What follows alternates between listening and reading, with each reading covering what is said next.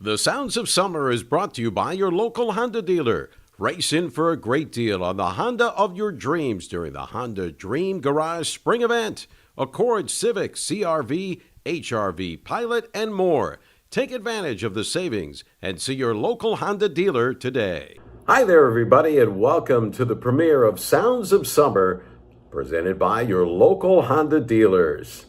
Well, the 2021 national season is not far away, and this is our chance to give you a preview of what the club is going to look like and how the season will begin for the Washington Nationals. Of course, we all know that 2020 certainly was a disappointment. The 60-game season after the shutdown in mid-spring training, all of that after the Nationals didn't get to follow up their World Championship season by having fans there for opening day and raising that championship banner and getting their World Series rings in front of fans. So we all know that was a disappointment, but we did have baseball for the Nationals. Unbelievably, another 19-31 start, only 50 games into a 60-game season. They didn't have enough time to turn it around with just 10 games remaining. So they finished at 26-34. They had some struggles. They had some injuries. Of course, Steven Strasburg made only 2 appearances, pitched only 5 innings last year. He's back and healthy after surgery to correct carpal tunnel syndrome. He felt better immediately. He had a regular off season in preparing for 2021. And outside of a little problem with a calf that curtailed his spring training start, he has felt very, very good. His arm is in great shape, and he expects to be ready to start on the second game of the season. That'll be Saturday, April the 3rd. Of course, Max Scherzer leads the Nationals rotation. It is the 7th and final year of that long contract that's been terrific for the Nationals. Of course, Max is the 6th man to win the Cy Young Award in both leagues, winning in 2013 with the Tigers, 2016 and 17 with the Nationals. But he'd be first to tell you that he wasn't happy with what happened for him in 2020. 5-4 record, a 3.74 ERA, and 12 starts. That was it. One every 5 days in a 60-game season was only 12 starts. But Max wasn't pitch efficient. He threw the 2nd most pitches in the National League and the 5th most in all of baseball in 2020. So he'd like to be able to get some quicker outs. He felt like he was really rounding into his midseason form at about the time the season ended. And for Max, that was a little more than 1/3 of a season. So really, for veteran players, the shortened season, trying to get off to a great start in a sprint maybe wasn't the best thing. And for young teams like the Marlins, who really succeeded despite a huge COVID breakout, a lot of young players, it was more tailored for them. You wonder if they would have been able to sustain what they did in 60 games over 162 games. Patrick Corbin returns to the number 3 spot of the rotation for the Nationals. Corbin did not have a good year in his 2nd season with the Nationals. He was 2-7 with a 4.66 earned run average, and he gave up the most hits in the major leagues. In fact, Corbin gave up 85 hits in 65 2/3 innings. He did not have good fastball command last year, and that really hurt him. And if he doesn't throw his fastball for strikes in that down and in location to the right, as he kind of negates his slider. He expects to throw more breaking balls this year and has really worked on his changeup and really trying to be more pitch efficient as well. The new number 4 starter for the Nationals is a guy who's had a great career, first with the Boston Red Sox and then with the Chicago Cubs. He's been there for 3 World Championship teams. He had a great 6-year run with the Cubs. Now 37 years of age is John Lester, and he had parathyroid surgery a few weeks ago, mid-spring training, to correct a problem that he thinks will give him more energy. He'll perspire less, and he thinks he's going to have more stamina. Because when this guy feels good, he answers the bell and gives you innings. He doesn't throw as hard as he used to, but he mixes a cutter to set off his fastball. He has his off-speed pitches that he's able to move around. He really can pinpoint up, down, in, out. And if he's effective, he's going to be the guy that replaces Anibal Sanchez in the number 4 spot of the rotation. Last year with Strasburg out and Sanchez being ineffective, the Nationals also had Joe Ross opt out. And so that meant that they had both Austin Voth and Eric Fedde in the rotation at times, and both struggled. Both could be in the bullpen this year with Joe Ross back and opting out. A couple of years removed now from Tommy John surgery. He's looked very good this spring, and he's the clubhouse leader, as we like to say in this regard, to win the number 5 spot in the rotation. But Fedde and Voth could both be very important because with all of the pitchers not pitching a lot of innings last year, despite the fact Joe Ross sat out the season, everybody else was that much far ahead of him over a 60-game schedule. So we could see innings limited at time for starters, and long relievers, guys who can pitch multiple innings, could be key or step in and make spot starts as well. The Nationals could have both of them in the bullpen, depending on the makeup of the roster. And then the rest of their bullpen should have returnees like Kyle Finnegan, who pitched very well for them last year as a rookie, coming over from the Oakland A's organization. Ryan Harper was there for much of last year and was effective at times, not at others. Wander Suero, another year of experience. They think he's going to be key. If they only go with one lefty in the bullpen, he could be a factor in getting left-handers out. Javi Guerra is back on a non-roster free agent situation, trying to make the club out of spring training. Tanner Rainey had a bit of a muscle thing near the collarbone and was late to get into games in spring training, but barring any repercussions is ready to go, and he was terrific last year, maybe the Nationals' best reliever. Will Harrison, they signed to a 3-year contract a year ago, did not have a good year last year. He was injured coming into the second spring training and the start of the season in July, had a couple of nagging things, and really didn't feel 100% until the last 10 days or so of the 2020 season, and he has felt great so far this spring. Bring back Daniel Hudson, who maybe was overworked last year because Will Harris was on the sideline, and he wasn't effective over the 60-game season, as effective as he was after the Nationals acquired him at the trade deadline in July of 2019. But he'll be key in the late innings of the bullpen, whether he's closing or not. It's possible the new closer most of the time will be the left-hander Brad Hand, who led the American League in saves last year. Hand was terrific for the Indians, 16 out of 16 in the save department, has been one of the best relievers, 34 saves in 2019.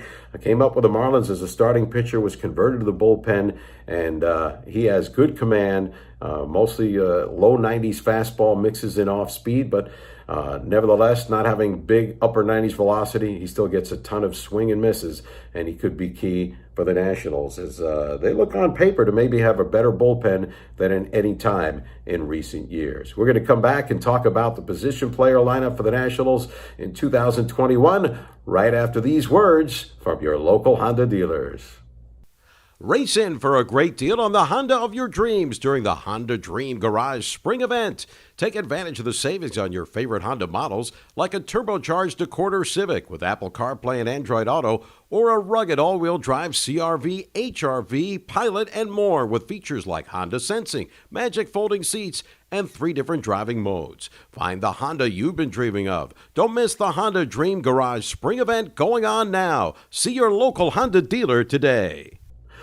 Welcome back to the Sounds of Summer. It's presented by your Washington area Honda dealers. I'm Charlie Slows. As the 2021 season is just about upon us, we take a look at the position players that will be on the roster for the Nationals in 2021. The catching duties will be shared by veterans once again. One is back and one isn't. Yan Gomes returns. He split the catching chores the last 2 years with Kurt Suzuki, but Suzuki was not re-signed and did sign as a free agent with the Los Angeles Angels. So enter Alex Avila, who is 34 years of age, veteran catcher, has been with Detroit twice, the White Sox, a couple of years with Arizona, and last year served as a backup catcher for the Minnesota Twins. He has caught more Max Scherzer starts than any other catcher during their time in Detroit, as Avila was with the Tigers in the big leagues 2009 through 2015, and then back with them in 2017 after Max was already a member of the Nationals. He's talked about being very familiar with him, but since Max always makes subtle changes in how his approach is each year, he's looking forward to being reunited with him and working to approach on how they'll face hitters, particularly with Max facing the National League hitters last year. Avila was in the American League. Ryan Zimmerman is back after opting out in 2019. Actually, in 2020, I should say. Zimmerman back after opting out of the shortened season. And, of course, he had a great run of the postseason for the Nationals. He has just about every offensive record. But he's not going to be the primary first baseman. Josh Bell will be acquired in a trade with the Pittsburgh Pirates back in December. He's a switch hitter. 2019 had a career year, 37 homers, 116 runs batted in. The Nationals are hoping he bounces back from a subpar year 57 games with the Pirates last year, just 8 home runs in 22, and his average fell off to 226. He's been a much better hitter left-handed than right-handed as a switch hitter in his career, so he'll get the starts against the righties. Zim will get some of those, but maybe the majority of the starts against left-handers. Starlin Castro figures to be the second baseman.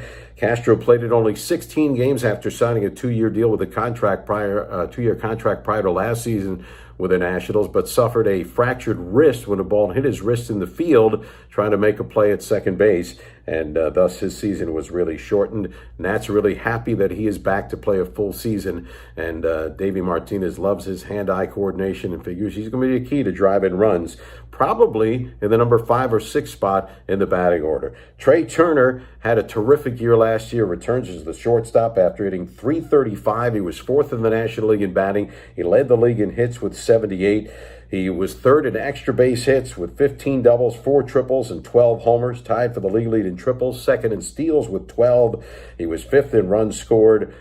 He just had a monster season that maybe was overshadowed by the batting champion of the National League in, of course, Juan Soto. The third baseman, Carter Kieboom, the rookie, gets his shot again. He struggled during the 60-game season. He hit just .202 with 1 extra base hit, a double, and 9 runs batted in. But the Nats, with the first-round pick of Kieboom and what was projected for him by the people who saw him play, signed him, drafted him, watched him in the minor leagues, they still think he has a chance to be an everyday player in the big leagues. He'll get that chance at the start of this 2021 season. Josh Harrison is back after the Nationals signed him just prior to last season and played off the bench, started some in 33 games. He'll get spot starts at second, maybe short and third, and in the outfield. It's possible Luis Garcia could be on the club as the makeup of the club. There'll be no AAA season starting till early May, so he'd be at the alternate training site if he isn't on the club. The 20-year-old played in 40 games and hit .276, but probably can really benefit from everyday playing and more seasoning at AAA. The outfield, the new left fielder will be Kyle Schwarber. Schwarber also had a rough 2020 with the Cubs, the only team he has played for since coming up into the big leagues in 2015. He hit just .188 with 11 homers and 24 runs batted in. He's had 230 home run plus seasons, including 38 home runs for the Cubs, drove in 92 in 2019, which was his best year in the big leagues.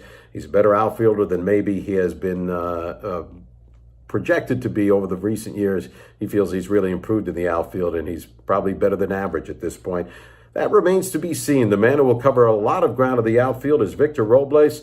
Robles bulked up last year. It did not benefit him in the field, and he struggled at the plate. He hit just .220. He's looked terrific this spring. His quickness is back in the outfield, and they took a long look at him, hoping he could be the leadoff batter in the lineup in 2021. That would drop everybody down 1. That would get his speed at the top of the order, where if he gets on base, he can walk and steal some bases along with those base hits.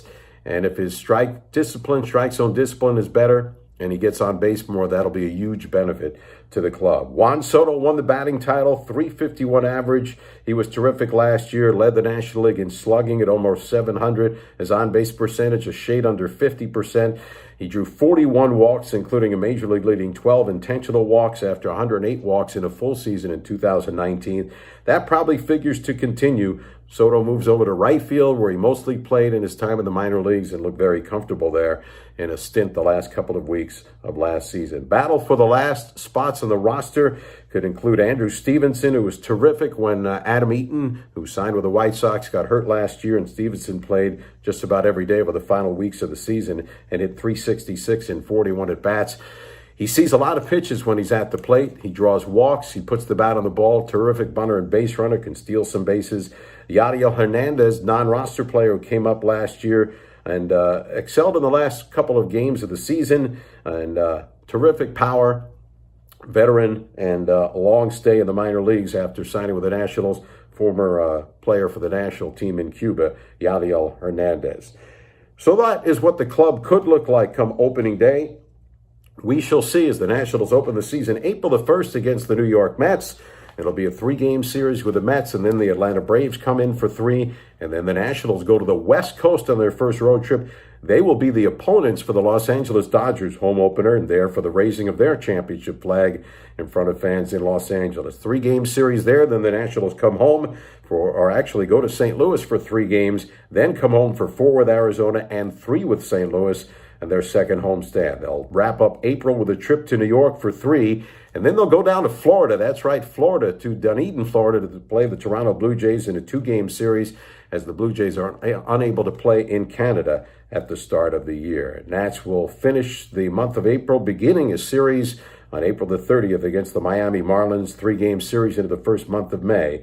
And then the Atlanta Braves are back for 3 more games, and that covers the Nationals' first 3 homestands and the first month plus of the 2021 season. We'll keep you updated. We'll recap everything for you in our next edition of The Sounds of Summer, brought to you by your Washington area Honda dealers. I'm Charlie Slows. We'll see you next time.